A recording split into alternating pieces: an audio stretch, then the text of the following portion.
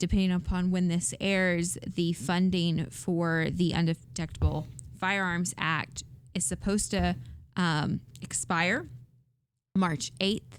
GOA is about to send or has sent a letter with a whole bunch of co-signers urging Congress to do the right thing and not refund the Undetectable Firearms Act. To use a funny pun, because the Undetectable Firearms Act is all about like whether it has metal in it or not, and like people are worried about stuff going through metal detectors and not being detected, which I think is kind of funny because like, what is a bullet made out of?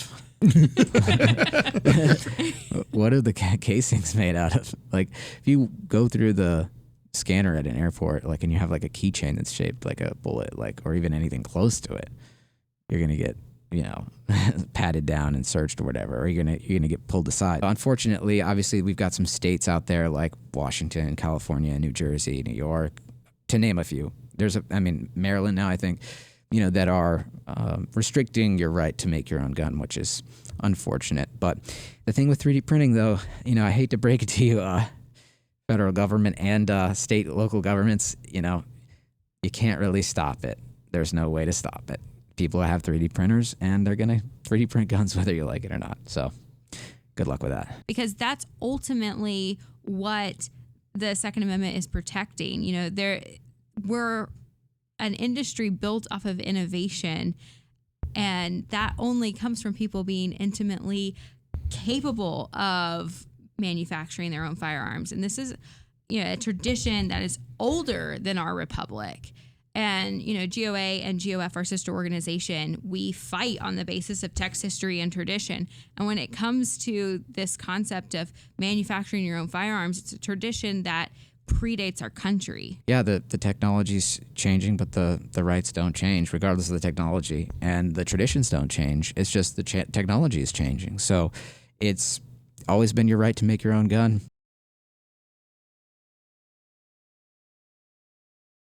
Welcome to the State of the Second podcast. Today we have Print, Shoot, Repeat with us. How are you today, my friend? I'm excellent. Thank you so much for having me. So, for those who may not know who you are, you're a pretty big deal. No. Give us a little bit of your backstory. Oh, well, like I said, thanks again for having me on the podcast. It's great to be here. It's great to be here at SHOT Show. I, also known as PSR for short, that's what my YouTube channel is, Print, Shoot, Repeat. I have been doing this YouTube thing for about 3 years now, and I primarily focus on 3D printed guns. That's what I do. So I do reviews of primarily 3D printed guns. I've done a lot more, though, in the recent, since YouTube kind of decided to crack down on me a little bit. Unfortunately, it's hard to tell what YouTube likes and doesn't like. We can get more into that, but I just do all sorts of gun reviews, but I try to keep it lighthearted and fun. I do a lot of music videos related to gun stuff, and just try to, in general, keep it lighthearted and have fun on my YouTube channel. Yeah, what made you get into the 3D printed gun game? Wow, well, that goes back to basically right around the pandemic, and like a lot of people that are gun owners now, I really wasn't a very avid gun enthusiast before the pandemic. I had a shotgun. I had basically what Joe Biden wants every American to have. I had a 28-inch barrel shotgun that was a Remington 870. And so it was like a skeet shooting shotgun, Yeah. Double barrel shotgun. All you need is, 2 shots in the air. Let them know, and it'll go right away.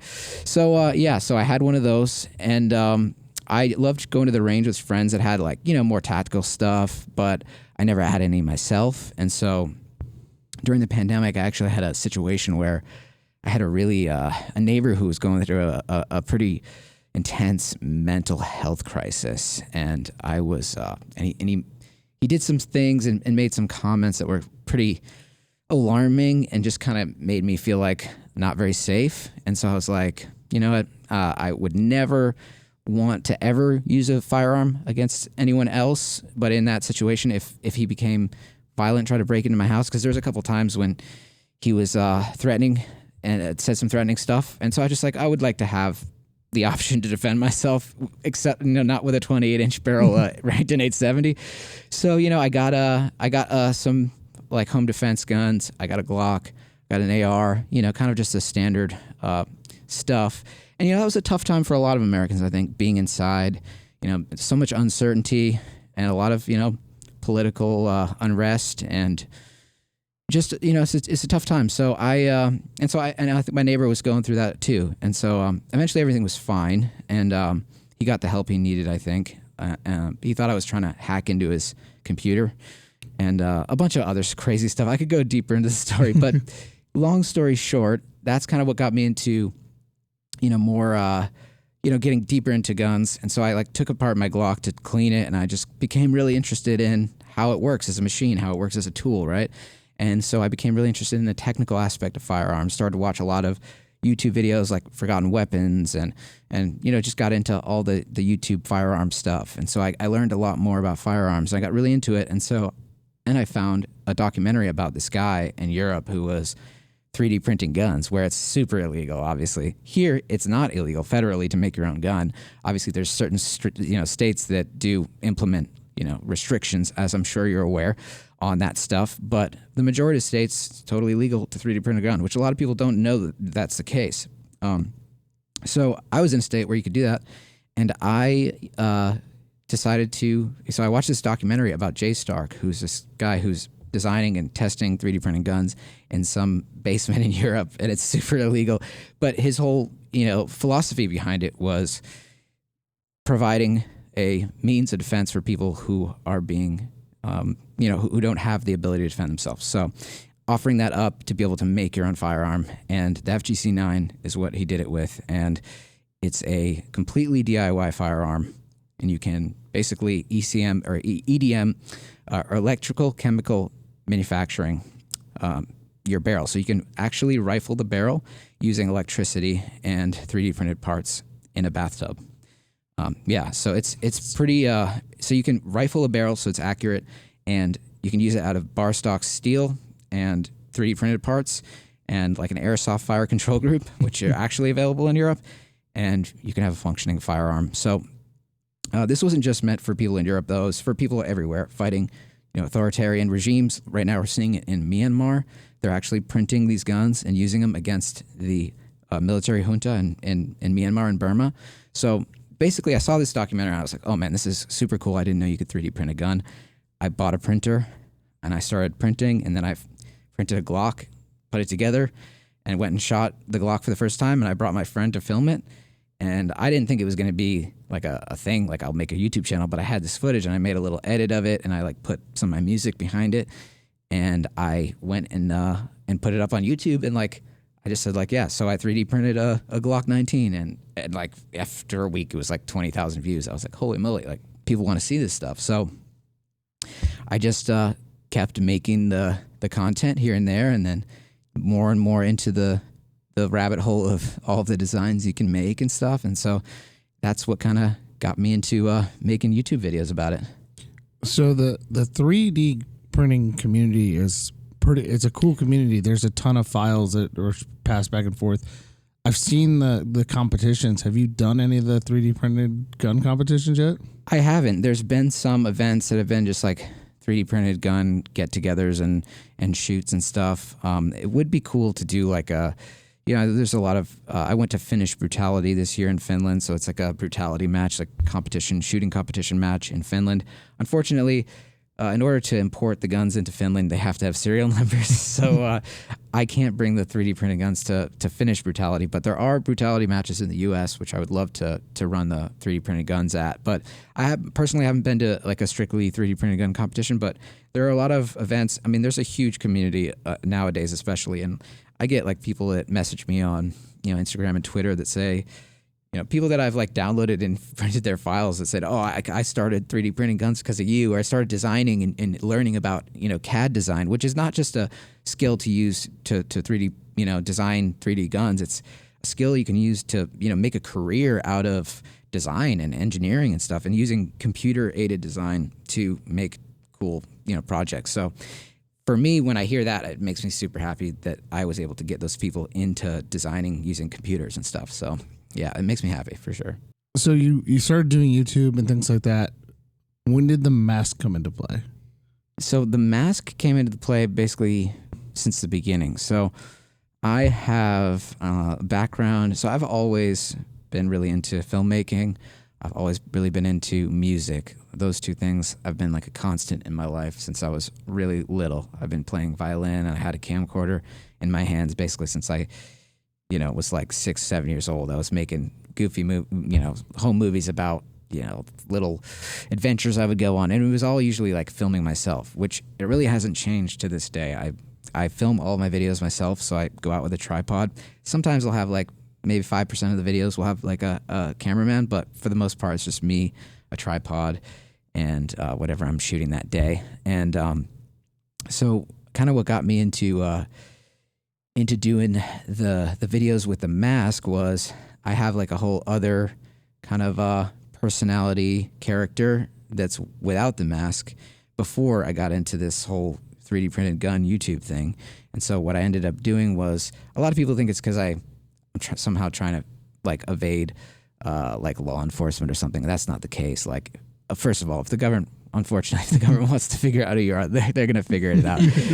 That's pretty clear. And I'm not in any way like thinking that that's why I'm wearing the mask. That's not why I wear the mask. I just wanted to separate this project from my past projects, which haven't had the mask. So I've created, I added the mask because obviously it's a little bit of a spicier topic than even just regular gun YouTubers sometimes are like a little bit shy to even like touch the 3D printing stuff. So obviously there's an element of like, kind of wanted to make a little bit of a mysterious kind of, personality character with it. But it was mainly just to separate it from my other past projects that I've done. Yeah. That's really cool. And one of the things that I think, going back to what you touched on previously, is you built this passion and this entire platform out of wanting to understand your firearm better. And it was understanding the mechanics, getting interested in it, and then saying, hey, I would like to design something. I want to make something. I want to be my own innovator. And you've inspired other people to do that too, which is fantastic, because that's ultimately what the Second Amendment is protecting.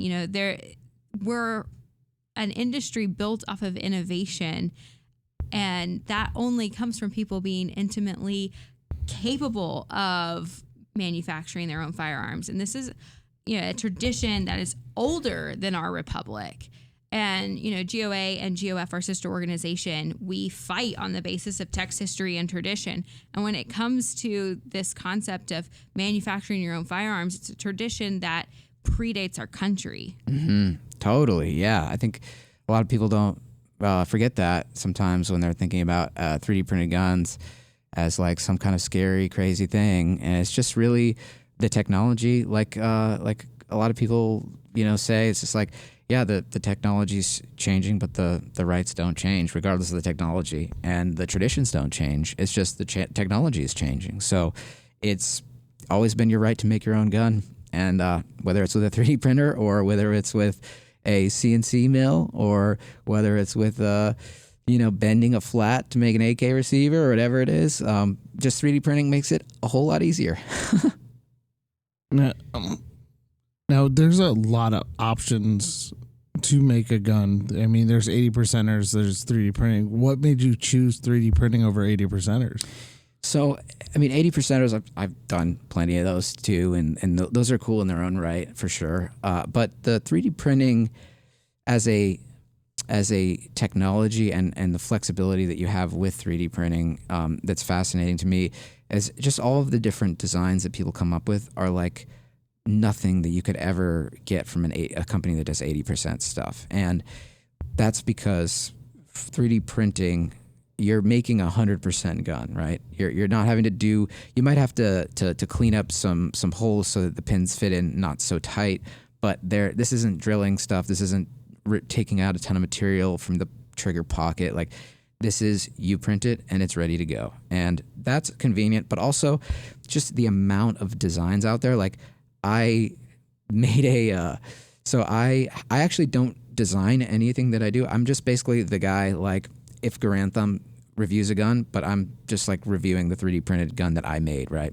And a lot of people think like, oh, 3D printing guns, like they don't have a serial number, like isn't that illegal? But no, it's just like it is with anything else that you make yourself, it is for you and you only. So you make it and it's for yourself. That's for you. That's your gun.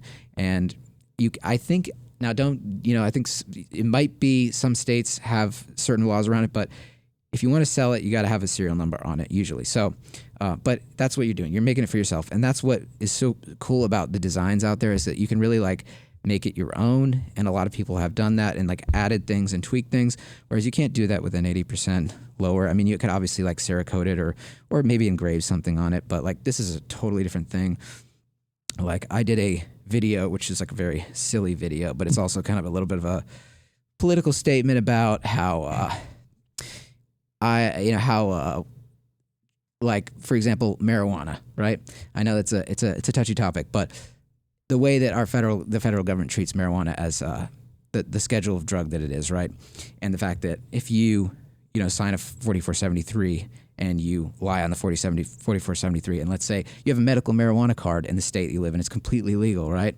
Like for example, here in Nevada, I believe it's legal, right? Yeah. And then you go and you fill out 4473, and you're technically committing a felony if you're a user of marijuana, right? On that form. So there's a gentleman out there who designed a water pipe, of course for tobacco use only, that's also a Glock 26. So it's a literal pipe that's also a firearm.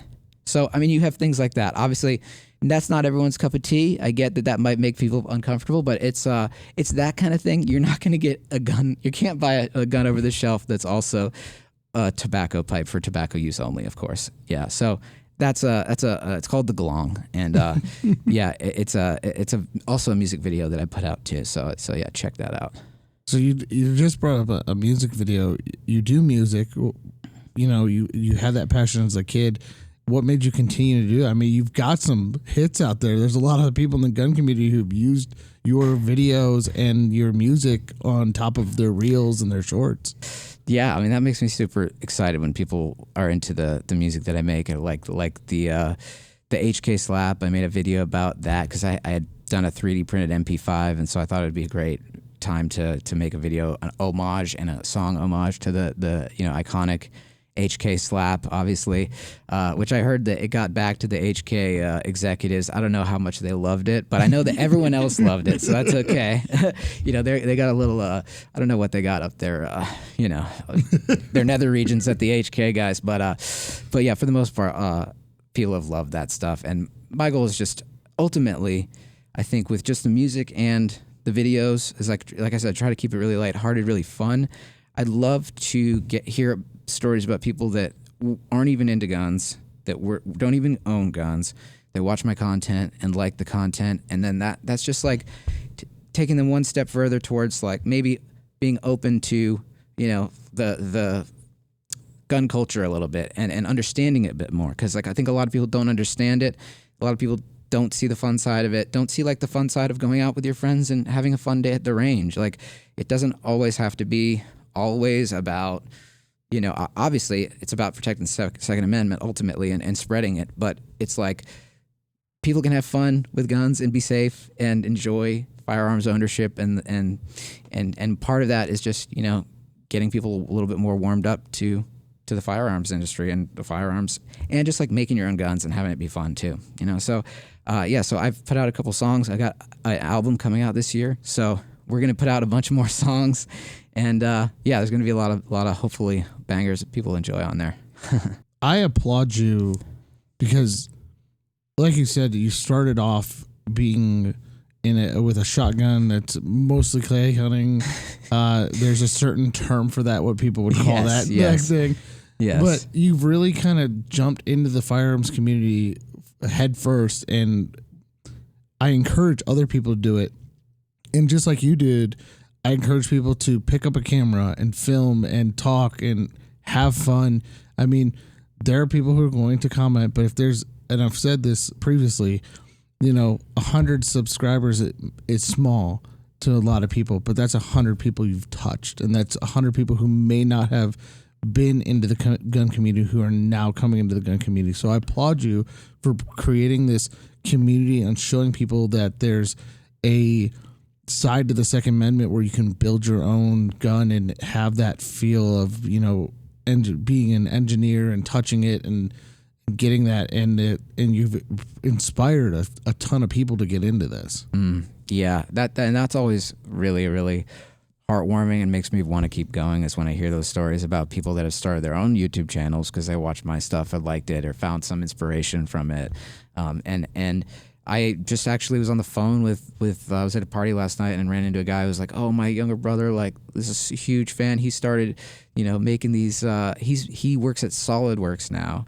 I won't say what it is, but SolidWorks is a CAD design program, and he like works there now, and he wasn't doing anything, with that until he got into 3D printed guns through watching my YouTube channel. So it's like he's now got a job at SolidWorks, the CAD design program, and he's doing that stuff. And he was telling me that he actually was in California and legally, which is a lot of people don't know, you can actually legally 3D print a gun in California, but they recently changed the law. I think it was because of this kid, because he submitted 5 separate serialized 3D printed guns to them. So the way that the California laws work, to my knowledge, obviously I'm not a lawyer, but there's a requirement that if you're going to make your own gun, it has to be, and if it's a plastic gun, if it's a 3D printed gun, you have to embed, I think it's 3.5 ounces, a 3.5 ounce piece of steel that is engraved with a serial number inside the gun, and they have to do it in such a way that if you remove the piece of steel, it renders the firearm inoperable. Which is a lot of requirements, obviously, and that's not surprising for California. But I think so. Yeah, he basically did 5 of those, and just because he was also, I like that. Obviously, my goal would be like get the heck out of California because it's like not great for guns, but he was like determined to be that dude in California, 3D printing guns legally. So I applaud him for that. And for every person that's doing that legally, I'm sure there are probably quite a few that are not caring about it. But, unfortunately, obviously we've got some states out there like Washington, California, New Jersey, New York, to name a few. Maryland now, I think, that are restricting your right to make your own gun, which is unfortunate. But the thing with 3D printing, though, I hate to break it to you, federal government and state, local governments, you can't really stop it. There's no way to stop it. People have 3D printers, and they're going to 3D print guns whether you like it or not. So good luck with that. So how is it for you, and just to have a channel, obviously focused on that 3D printing, when the whole Second Amendment is under attack, but that your particular space is probably the most villainized space. We hear the word ghost gun all of the time. We know it's a co-opted word that is, meant to instill all of this fear. Scary. Yeah. And so how is it operating in that space? And what are the kind of encouragements you see in that fight as it develops? Yeah, it's a great question.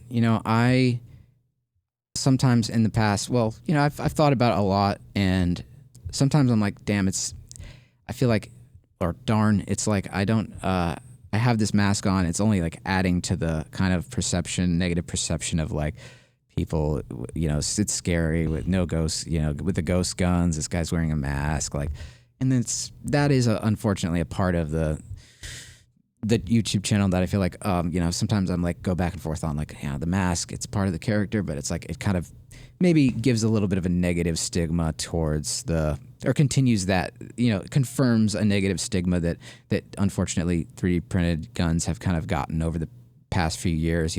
I think there's been a lot, there's been some edgelords in the 3D printed community that have, that have really just been like giant middle finger to the government. And I get that because it kind of is. But, I think with we saw it with the 80%ers, mainly they're talking about 80% guns, but I think more in the recent past few years, it's become more and more. They become more and more aware that it's actually a a rising popular form of making your own gun. So it's not just like some kind of niche, and it's still pretty niche, but it's not as niche as it was a few years ago. So it's definitely, when I see, there's a lot of propaganda against ghost guns, and I guess I'll call it a ghost gun, against 3D printed, privately manufactured firearms, making your own guns. So ghost gun obviously is a very heavily weighted term that's supposed to make it scary. And, we've seen that, I've seen, there's been articles that have come out about or that have mentioned my YouTube channel.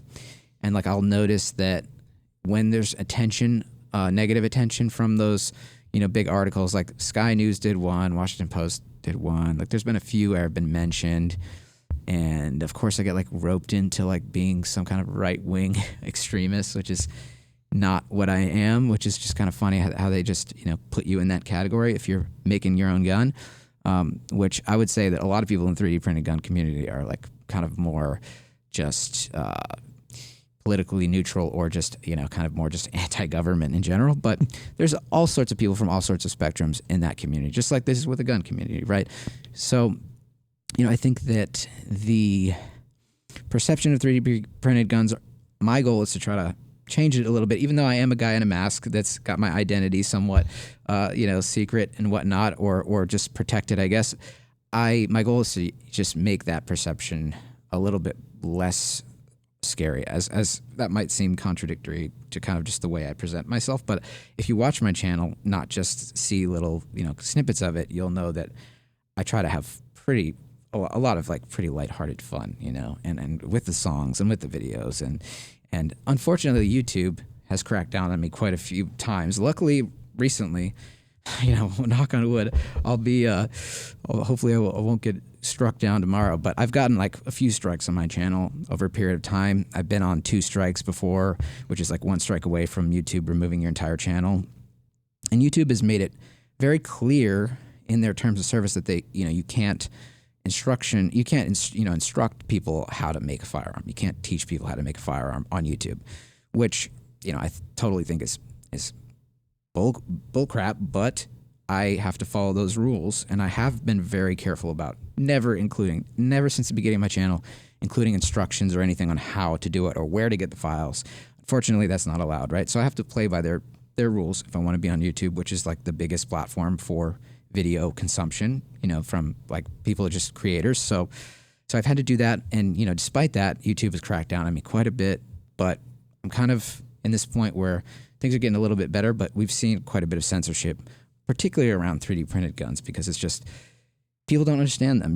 People oftentimes will be talking about how a gun works, which is what Ian does in Forgotten Weapons, right? Or Grand Thumb talking about, what's the difference between direct impingement and gas piston system, for example. And then he'll be talking about how the gases, bring the bolt back, and what the delayed blowback is and things like that. And I'll be talking about that, but it'll be about a 3D printed gun.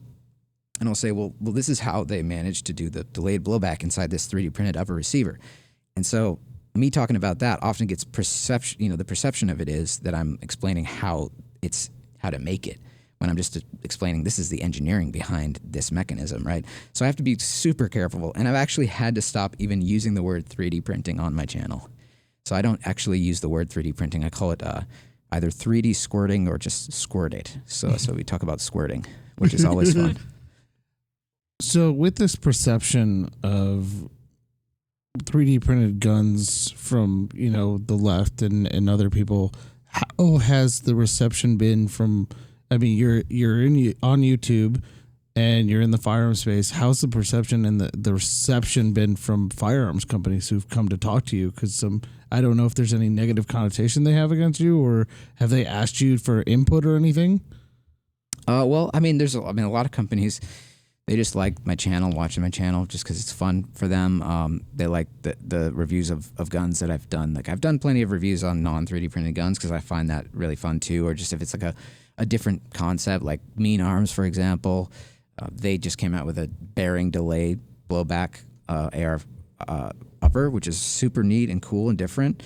And so I like really innovative, cool designs, partially because like that's kind of what got me into guns, is like how they work. And so I find it really fascinating when there's something new and different, or something that's slightly different than what's the norm. So I've had a lot of companies reach out that just enjoy my content, want me to do, some stuff with what they're making. So that's kind of cool. But a lot of them are, I think, are intrigued by 3D printing too, and just like a lot of them do a ton of 3D printing because they prototype stuff. So I mean that's a huge part of the firearms community and in general, and companies, is they use 3D printing, whether it's FDM or MJF 3D printing, or even like, for example, SIG of all people, like they make titanium 3D printed silencers. So and a bunch of other companies do that too, because it's like you can actually utilize without subtractive like machining, you can do a ton of stuff with additive manufacturing, what you can't with taking material away. So there's all these companies I've been using 3D printing for years actually,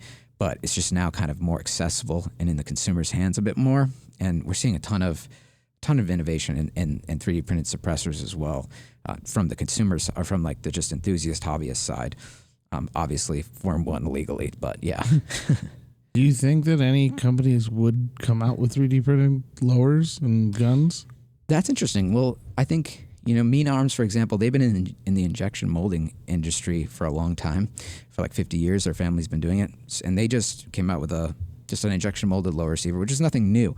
But their approach to it was to put a aluminum section on the buffer tower, which is where the print and the printing side of things, that usually fails. That's usually where it fails. So my buddy Hoffman Tactical has designed a 3D printed air lower that utilizes a hose clamp, and it actually clamps the top section of the buffer tower, and it clamps it together around the buffer tower so that it goes around the buffer tube, and it keeps it really stiff, really secure, and he's got these ribs that support it. So there's companies like are doing injection molding and doing the same kind of thing of like reinforcing certain areas, and it's like all kind of similar in ways, but just different approaches. And I think with 3D printing, like we've seen companies prototype, like PSA, for example, a lot of their stuff is MJF 3D printed, like the MP7 thing that they put out this year, which is super cool, and the hotness and everything, which I think is awesome. That's the 3D printed part. It's just not FDM 3D printing, it's MJF. So it's like multi-jet fusion versus FDM printing. So it's a little bit of a different process, but all these companies, a lot of them use it to prototype.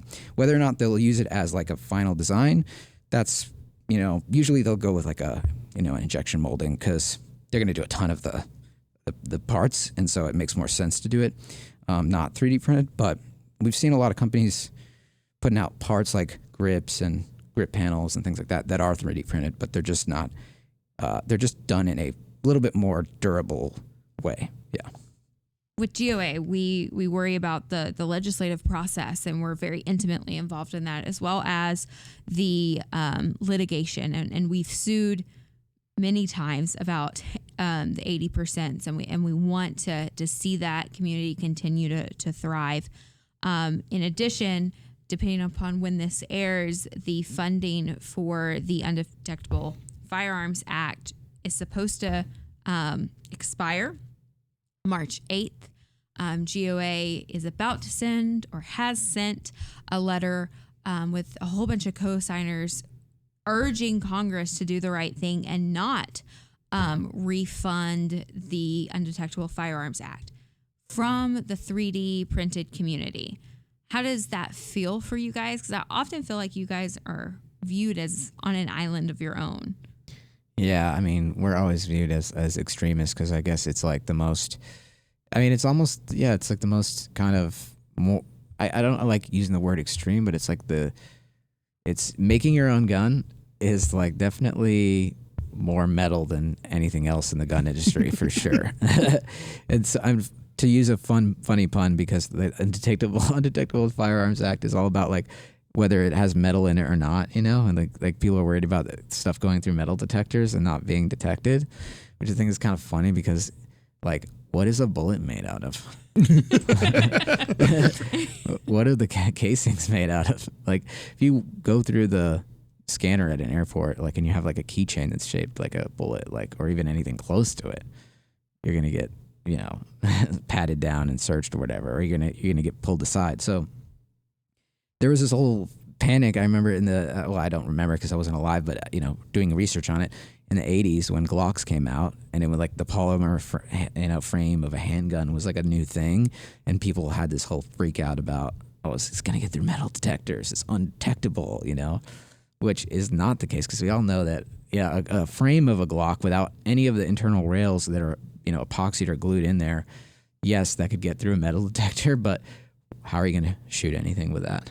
You're not. You could throw it at someone and maybe give them a little ouchie, but not going to get. But even a completed frame is going to have the trigger, the disconnector, all that stuff, like the striker, all that stuff is going to be in the gun, and it's going to set off its metal. So it's a lot of panic about, I think it's like we've seen before. It's just scary guns, undetectable. You use the word untraceable, and it's like, what is really untraceable when it comes down to it? I mean, like, I get the whole thing where, yes, I guess you can help trace a gun after a crime's happened with a serial number, like figuring out where it came from. But ultimately, the deed was done usually in some kind of messed up circumstance where the police have recovered a gun for some reason, right?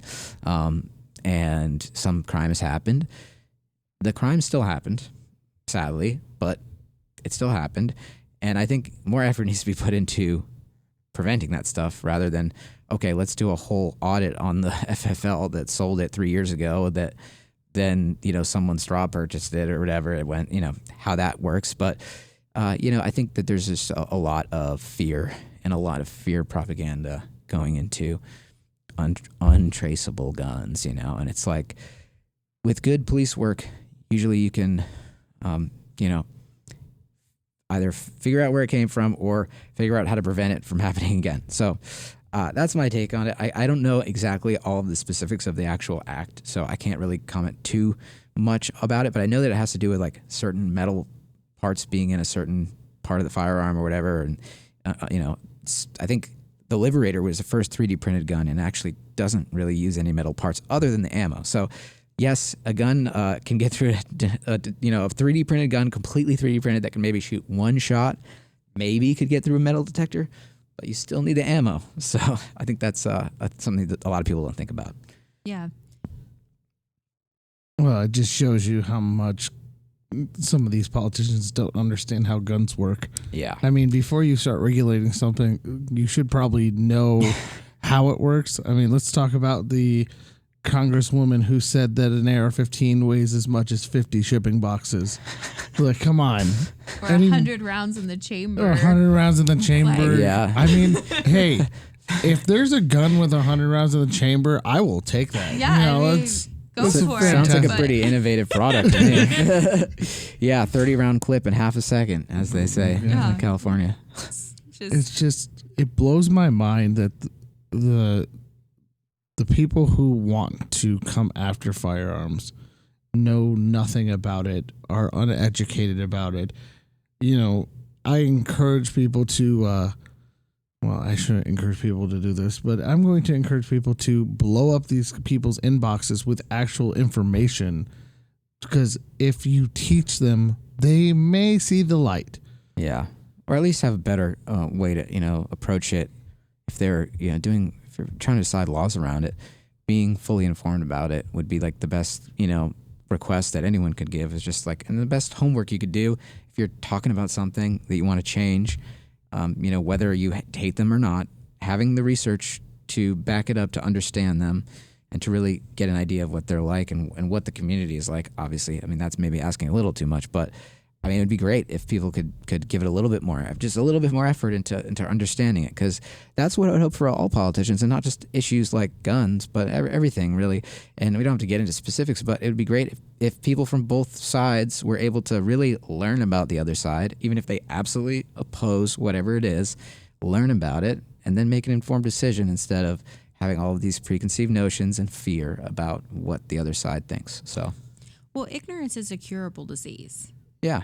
And so much of our society and so much of politics is perpetuating ignorance when it comes to, all of the misnomers and the misunderstandings about firearms specifically, because they're trying to shape a narrative, and that's why we see terms like ghost guns get used in the first place, or even red flag laws or assault weapons. Like, all of these are just remanufactured language to instill a narrative that just isn't accurate. Yeah, completely. And yeah, we see a lot of that, and it would be great if that stuff went away, but unfortunately, I think the other side is going to continue to try to use fear to scare people, and unfortunately use tragic events to further their narrative. And it would be great if they could take a step back and maybe look at, okay, well, why are these things happening? Why are these events happening? What could we do other than trying to ban guns, which will never work in this country, to prevent some of these horrible events from happening? And I think the Second Amendment for everyone, I think a lot of people kind of don't understand maybe what it's about, I think, ultimately. And it's about fighting tyrannical government, and ultimately it came out, that is kind of what it's based in, to be able to, if that was needed in this country. I'm not saying it is, like, in terms of any kind of, I don't want any kind of conflict within our country, because that would be horrible, but it is that reserving that right to bear arms and fight tyranny. So that's ultimately what it's about. And it also encompasses self-defense and all of these other things, and hunting and all that stuff, which is great. But ultimately that's what it's about. And the rifles that we fought the British with were assault weapons at the time. So I'm like, I get this the why they use that term, but it's also like, yeah, I should be able to own military rifles. Like, that's what it's about. Yeah, we all want more freedom, and we want to spread freedom. And this is the first time of this episode, but hashtag repeal the NFA.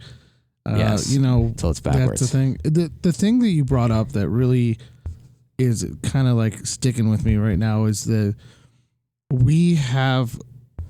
I remember growing up, this wasn't an issue, but we have this issue now where we can't have a conversation. We can't talk. It's always about who's the loudest at the end, or who's got the biggest, voice. And we need to get back of having that conversation and going, you don't agree with me, I don't agree with you, but at the end of the day, we're still friends.